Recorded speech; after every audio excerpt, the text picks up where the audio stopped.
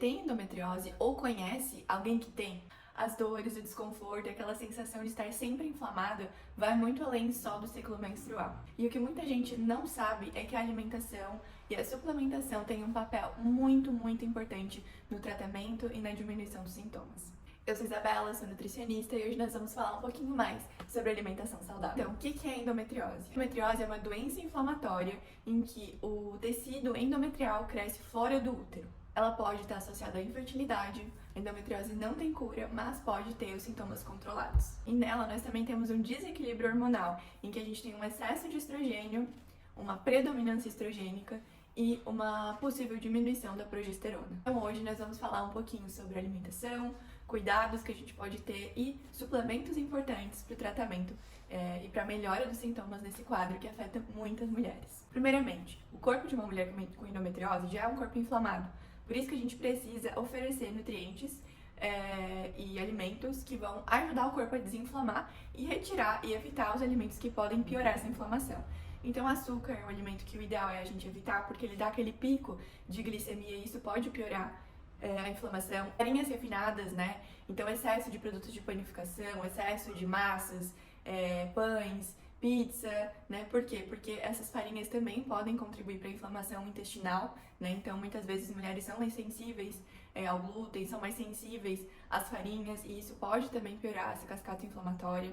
O excesso de gorduras saturadas, né? Então as gorduras principalmente animais e gordura trans a gente precisa diminuir. Gente, gordura trans é zero, né? Então ela principalmente vai estar nos produtos de panificação, essas bolachas, biscoitos de prontos, né? Os ultraprocessados, os fast foods, todos esses alimentos são ricos em gordura trans.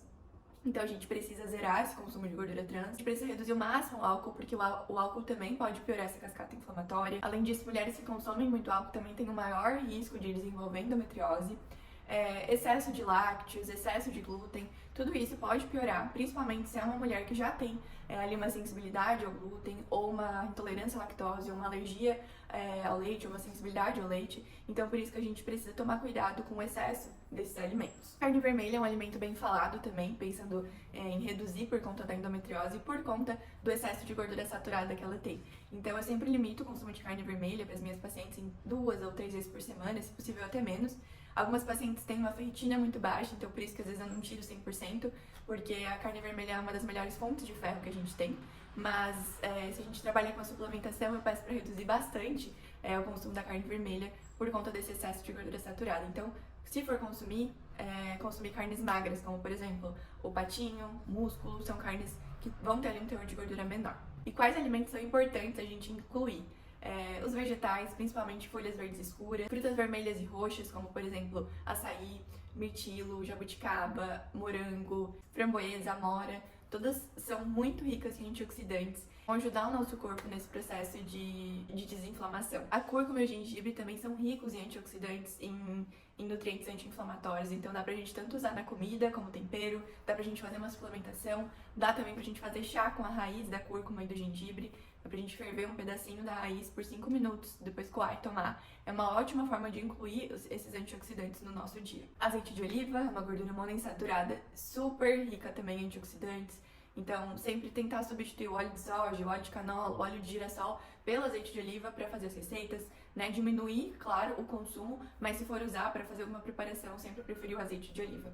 Os peixes, né, principalmente na substituição do excesso de carnes vermelhas, as castanhas e sementes são muito importantes também pela riqueza de vitaminas, minerais, vitamina E, selênio, zinco, gorduras boas, gorduras monoinsaturadas, são todos nutrientes importantes nesse processo de melhora da endometriose. Outro grupo de alimentos muito importantes são as brássicas. As brássicas são o grupo do couve-flor, do brócolis, do repolho, da selga, couve-folha. Por quê? Porque nesse grupo a gente tem um nutriente que se chama indol 3-carbinol. É um nutriente muito importante na fase de detoxificação. Quando a gente fala de endometriose, a gente tem um excesso de estrogênio circulante e nosso corpo precisa fazer esse detox. Então, esse nutriente é muito importante para fazer esse processo. Então, a gente pode colocar esses vegetais tanto no nosso almoço como na nossa janta quando a gente fala em endometriose. Outro ponto muito importante é o intestino. Então, como eu sempre falo, o intestino é a chave de tudo, né? Quando o nosso intestino não tá bem, muitas outras áreas são afetadas, principalmente no caso da endometriose, que já é uma doença inflamatória.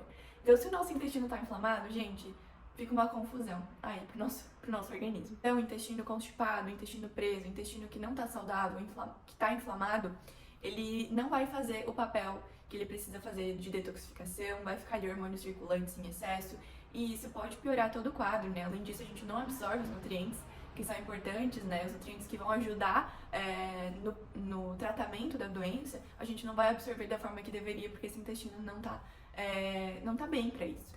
Então, a gente cuidar do intestino, a gente fazer todo um trabalho para reparo das paredes intestinais, para repor flora, é de extrema importância para o tratamento da endometriose.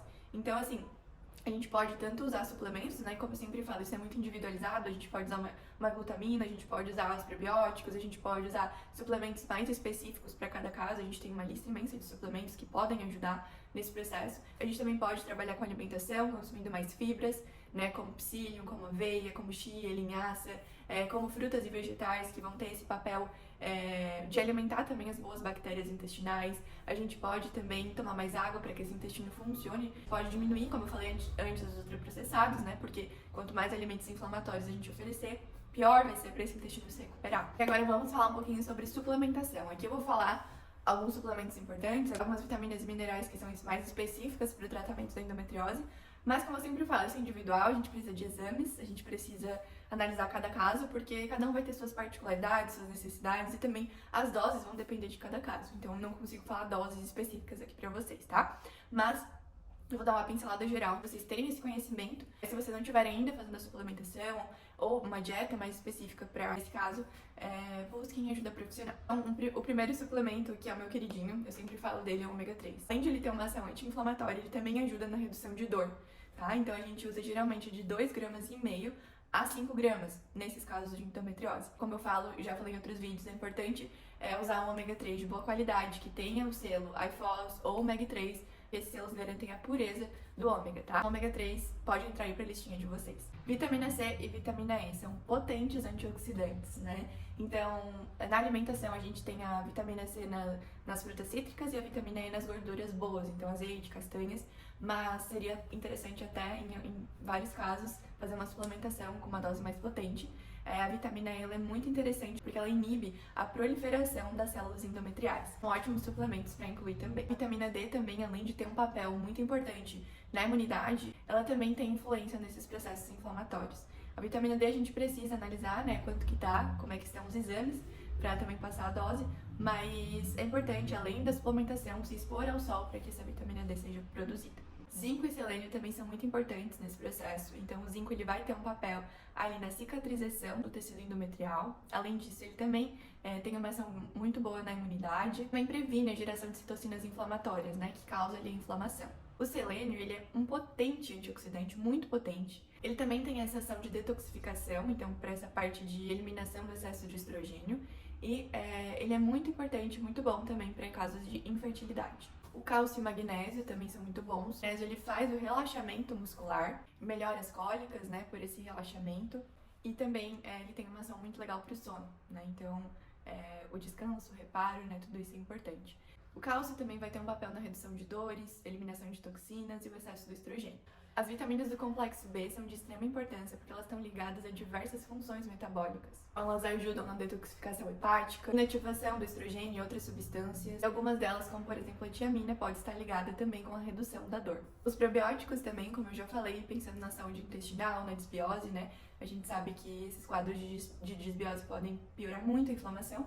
Então, os probióticos, outros suplementos que vão ajudar no intestino são bem importantes também nesse processo, né? É importante a gente analisar as cepas, a gente já tem probióticos prontos, a gente também pode mandar manipular. NAC também é um outro suplemento bem interessante para endometriose, tem essa ação também da diminuição da proliferação das células endometriais. A gente também pode pensar nos polifenóis, principalmente no chá verde e no resveratrol. Eles são potentes anti-inflamatórios naturais, muito interessantes para esse momento. Além disso, eles atuam diminuindo lesões.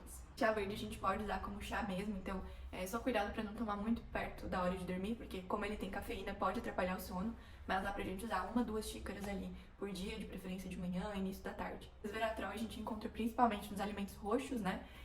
Uva, jabuticaba, vinho, né? Mas não é o ideal por conta do álcool. Mas nesses alimentos tem uma dose muito baixa. Então, nesses casos, seria muito interessante a suplementação.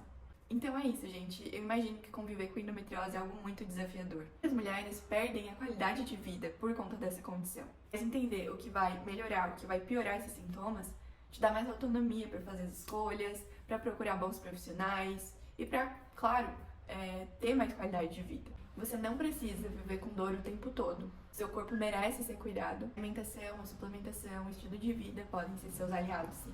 Se de alguma forma eu te ajudei com esse vídeo, não se esqueçam de deixar o like aqui. Deixem um comentário me contando o que vocês aprenderam de novo, o que vocês já colocam em prática. Não se esqueçam de se inscrever no canal e de compartilhar com aquela amiga que sofre com esses sintomas e que também precisa de apoio. Beijo!